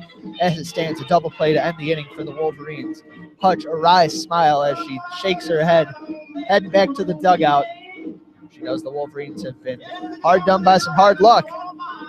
A quick inning sends Betza right back out to the circle here in the top of the 6th inning. Ronnie Ladinas, Betza's foe, has been solid through 5 innings. She has surrendered 5 hits, 1 walk, 1 hit by pitch, 3 runs, all earned. Only 1 strikeout to speak of through her 5 innings of work. It is the first game of the weekend where Kent State has recorded fewer than 2 errors. They have yet to screw up in the field in this game. Maybe a sign that there will be some of that to come, or maybe they finally found a rhythm out there. Either way, some pretty impressive plays. Quick warm-ups for the Wolverines. That's what I like to see here in the top of the 6th. It'll be Emily Dobbin leading things off. The center fielder will be followed up by Maddie Grimm, the shortstop. Just made a highlight defensive play. And following her in the order will be Holly Spears. That's 11 strikeouts on the game so far. They'll need to strike out the side the next 2 innings to equal her total from yesterday. A long shot, but certainly not outside the realm of possibility. The first pitch to Dobbin. Curveball called strike, outside corner at the knees. Wonder how many times I've said that today. Dobbin, the lone Kent State hit today, an infield single that bounced off of Montemorano's glove over at third, back in the 3rd inning. Betza winds, the 0-1. Looked to square to bunt, backed out of the way, and the curveball just misses off the plate inside for ball 1. Swearingen in on that left side. Falk about 5 steps in on the right side. That's a winds, the 1-1. Swing and a miss. A rise ball Dobbin couldn't climb the ladder and catch up to it. We've seen strong tendency to chase those high balls out of the zone from these Kent State hitters today, and who can blame them? Probably looks pretty juicy out of the arm. The 1-2. Rise ball, that one misses high, and Dobbin wisely takes. The count runs to 2-2 on the Flash's center fielder with no outs and nobody on here in the top of the 6th inning. Alexander checks her armband, gets back into the crouch. Betsa gets the sign.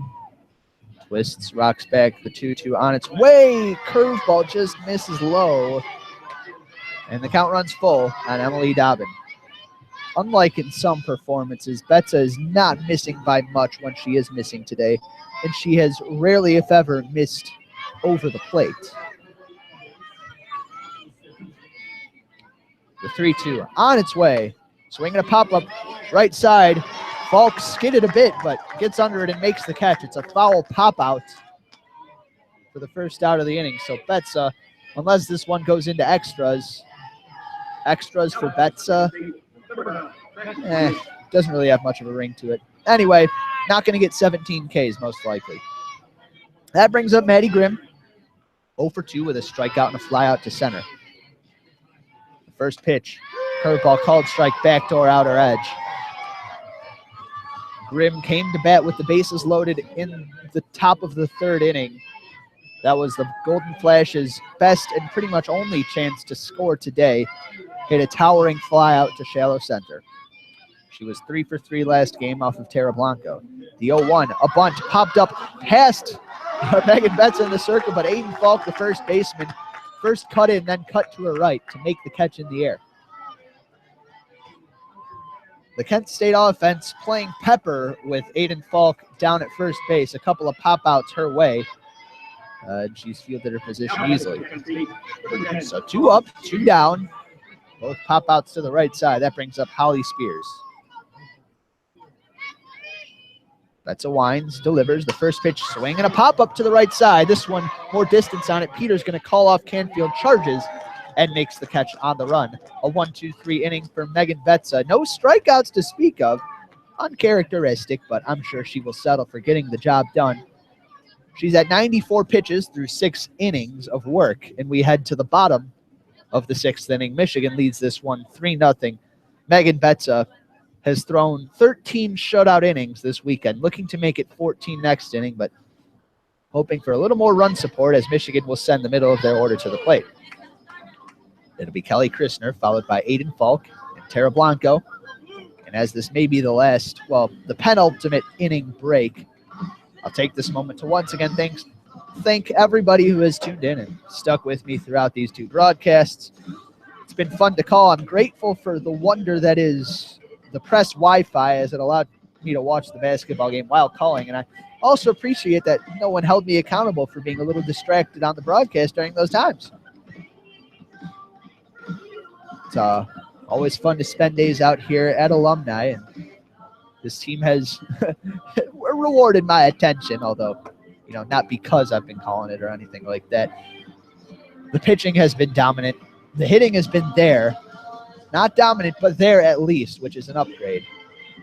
If they can get consistent, 3, 4, 5-run performances against the best pitchers other teams have to offer, this Wolverines team will find success throughout their Big Ten slate that they have not found in the early portion of the season. Betsa, in particular, has been exceptional and really looks poised to do battle against the best the country has to offer.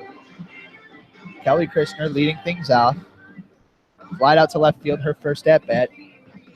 A single over the head of the shortstop Grimm in her last plate appearance, that back in the 4th inning. Ended up scoring on Falk's RBI double. Ladines gets the sign, winds the first pitch, swinging a ground ball foul. That one a beeline for the feet of Aiden Falk in the on-deck circle. She jumps up and out of the way as it bounces off the backstop. More of a sidestep given where that ball went. The 0-1 on its way from Ladines. Slow breaking ball in there on the outer edge for a called strike 2. Christner not sitting on that one, opted to let it go by. Now she's going to have to protect the plate with an 0-2 count.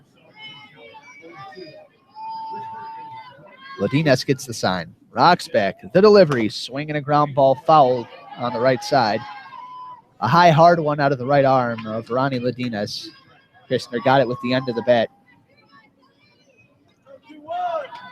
Christner really working this at bat.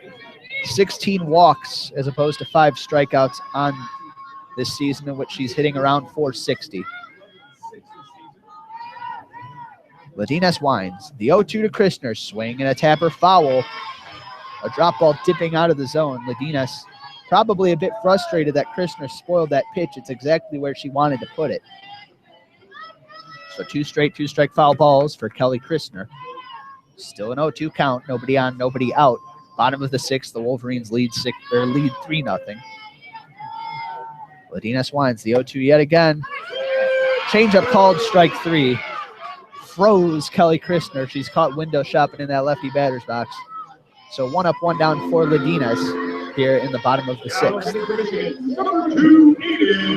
That brings up Aiden Falk. He's hit the ball hard in both plate appearances. Flew out to left her first at bat. A line drive double down the line. Scored 2 in the 4th inning. Her first at bat, I should say. She flied out.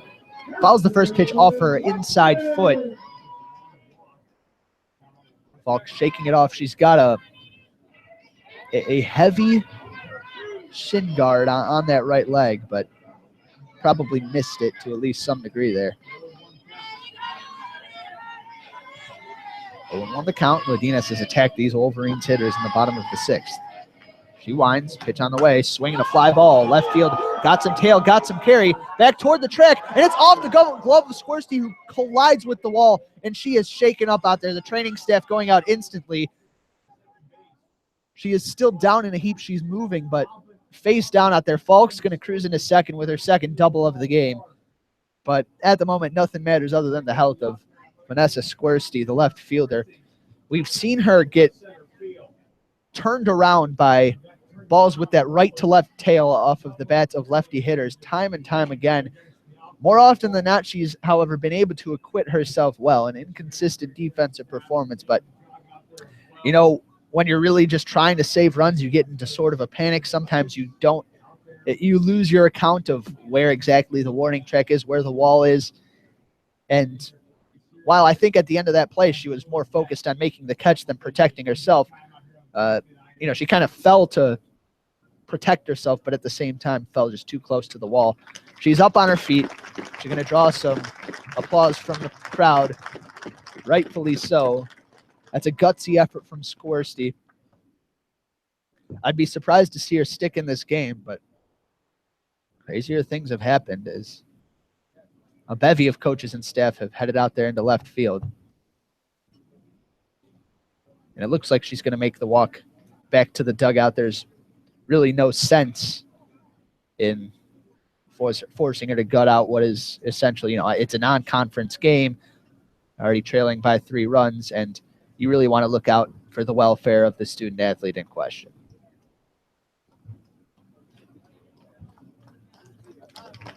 A silent crowd, but Squirsty walking evenly on both feet, clearly shaken up. You hope maybe it's just like, getting the wind knocked out of her, maybe a collision with a shoulder or something, but nothing out of place. We are going to see a replacement. And that will be number 11, Maria Sigletti. She started in center field last game. Heading out there to replace Squirsty here. So a long extended conference just behind the pitching circle as head coach Eric Oakley relays the substitution to home plate umpire Brett Damaski. It looks like Sigletti is going to take a spot in center field, and pushed over to left field will be Emily Dobbin.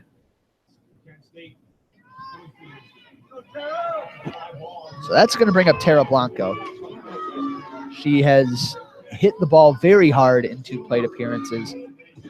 A line drive that caught Squirsty in left field more than she caught it last at bat. Back in the second inning, a rocket single up the middle. She's facing Ladinas for the third time today. And at this point, I think it's safe to say Blanca might have her number. Ladinas in an adverse situation. Falk, the runner at second base, maybe the slowest on the team for the Wolverines. Still an athlete, still a threat to score on a base hit. Ladinas winds. The first pitch to Tara Blanco. Swing and a fly ball right field. That one's got some carry to it. At the wall and a catch. Running into the wall made by Allie Luther. And Tara Blanco, can't believe it. Oh, she has been so close to clearing the fence, to making that contact, to breaking out of a slump. But, you know, what is a slump? If you're hitting the ball hard every at bat, eventually you're going to get the breaks, you're going to get the luck. Tara Blanco has looked very nice at the plate today. Moving over to third on the sac fly is Aiden Falk, and that brings up Abby Ramirez. 2 outs and a runner on third. The first pitch from Ladinas, she takes. It's a curveball that ducks in under the hands at the knees for a called strike one.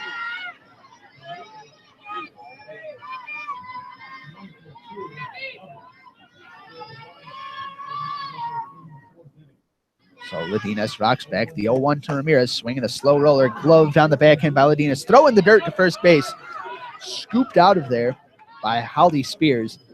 And that'll do it for the Wolverines in the bottom of the 6th inning. So Falk's 1-out double, the only offense the Wolverines get. Blanco once again testing the limits of Alumni Field and the Golden Flash's defense, but unrewarded for her efforts. Top of the 7th. Megan Betza 3 outs away from her second complete game shutout of the weekend.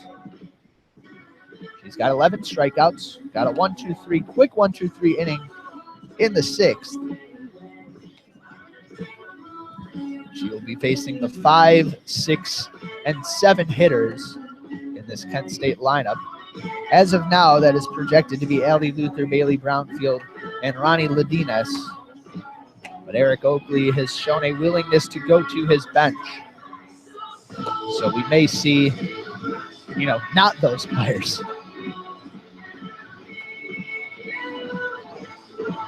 If you've enjoyed the coverage of this game and you want to hear more about UMich softball, be sure to subscribe to the podcast East of the Rockies. That's on iTunes and SoundCloud. East of the Rockies. I think we're probably going to look to interview Megan Betza this weekend. Maybe Katie Alexander as well, but we're going to continue churning out good content throughout the entire season.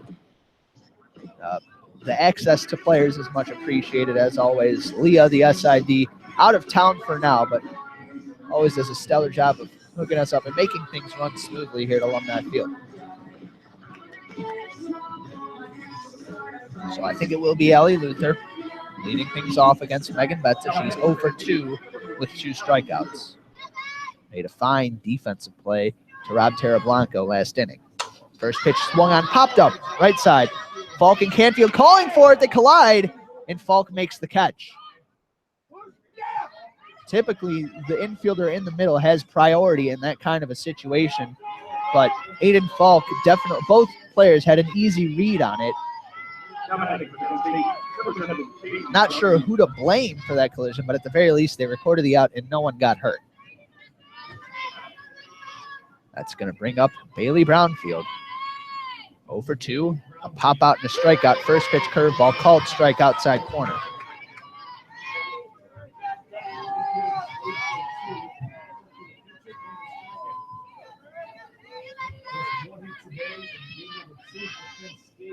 Betza looks in. Twists, rocks back. The 0-1 to Brownfield. A bunt right back to the circle. Fielded by a charging Swearingen. The throw to first. Past the outstretched glove of Faith Canfield and into right field.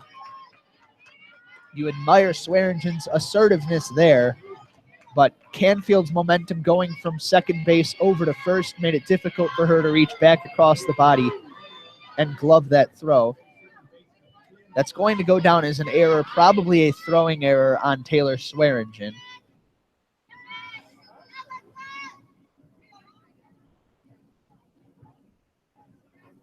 And so now Ladinas at the plate. Looks like a pinch runner for Bailey Brownfield. She's heading back to the dugout.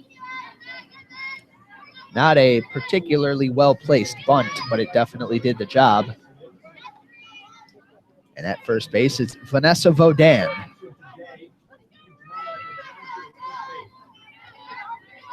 So 1 on, 1 out. Top of the 7th, Michigan holding on to a 3-0 lead. Ladinas at the plate. 2 walks in her first 2 plate appearances. That's a rocks back, and the first pitch of the at-bat is a curveball in there for a called strike outside half. Quickly ahead, 0-1 is Megan Betza.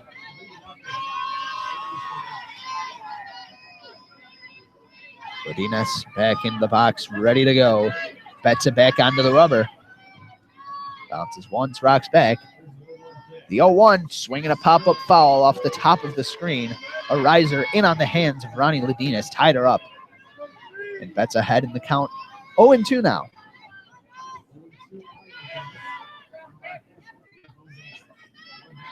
Ronnie Ladinas, the last chance to help her cause here in the top of the 7th.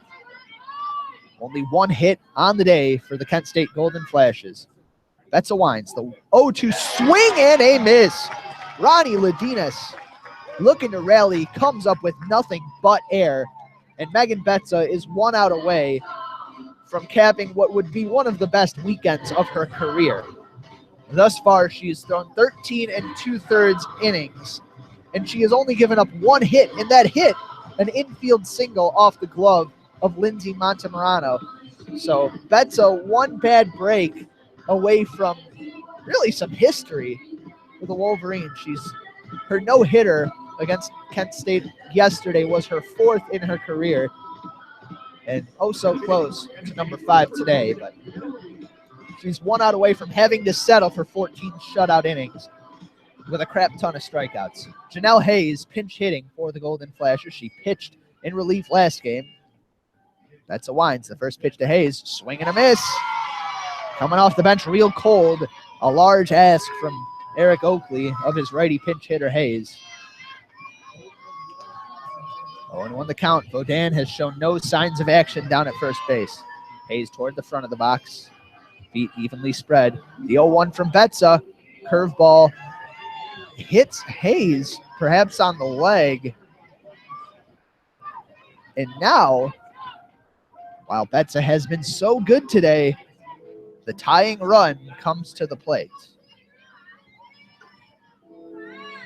Initially looked like Hunter Bransford would be hitting, but Brooke Dodson, the catcher, called on to pinch hit. Eric Oakley looking to catch lightning in a bottle. A long ball ties the game. Kelly Abeska, the pinch runner over at first base for Janelle Hayes. So Oakley has not disappointed. He has gone into his bench. So only matter if Megan Betza makes a mistake. She hasn't made many today. 1 hit, 2 walks, 2 hit batsmen. And with 2 on and 2 out in the top of the 7th, she's 1 out away from capping off this weekend with a sweep for the Wolverines. The infield and outfield straight away against the righty Dodson, a wide open stance. First pitch from Betza. Drop ball called, strike 1, outside corner at the knees, beautiful spot.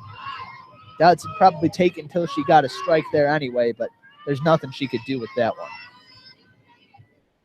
0-1 the count. Betza comes set. Bounces once, twice. Rocks back. The 0-1. Rise ball misses just a bit high. Dodson thought about it, but wisely took. And the count now 1-1. Alexander steps out in front of home plate, barks out instructions to the infield. 2 on, 2 outs. 1-1 the count. Betza in the circle. The Wolverines ace winds. The 1-1. Curveball called strike 2 on the outside corner. And hey, Megan Betza got a 50-50 call to go her way. That's news in and of itself, but it brings the Wolverines to within 1 strike of a weekend sweep of the Kent State Golden Flashes. The crowd on its feet, stamping the bleachers. Dodson back in the box. Betza gets her sign. She rocks back. The 1-2 on its way. Swing and a miss. Down on strikes is Brooke Dodson. And could this weekend end any other way? Lucky number 13 for Megan Betza. 30 strikeouts over 14 innings of work throughout the entire weekend. Michigan takes this one 3-0. And once again, just like yesterday, the story of the day has got to be Megan Betza. Aiden Falk, in particular, came alive on offense for this Wolverines team. But Megan Betza has carried a gigantic load, monumental, for this Wolverines team. Looks to do so for the remainder of the season. Stellar stuff. So the Wolverines take this one 3-0. They take the series against Kent State 3-0. And that'll do it for our coverage of Michigan softball today. We may be covering a game against Bowling Green midweek next week. We'll keep you posted on Twitter and wherever else we can keep people posted as to what broadcast we're doing. You can always stay tuned on our website, wcbnsports.org, or subscribe to us on YouTube if you want alerts when we go live. But either way, we look forward to bringing you more coverage as the season goes on. The line of the day, you betcha. Megan Betza, dominant per usual for the Wolverines as they move to 17-7-1 on the season, looking to continue this momentum into Big Ten play. That's going to do it from Alumni Field. I'm Morris Fabry. Thank you so much to those of you who have tuned in and stuck around throughout the entirety of this afternoon. I'm going to leave you all with a good night and, of course, a Go Blue.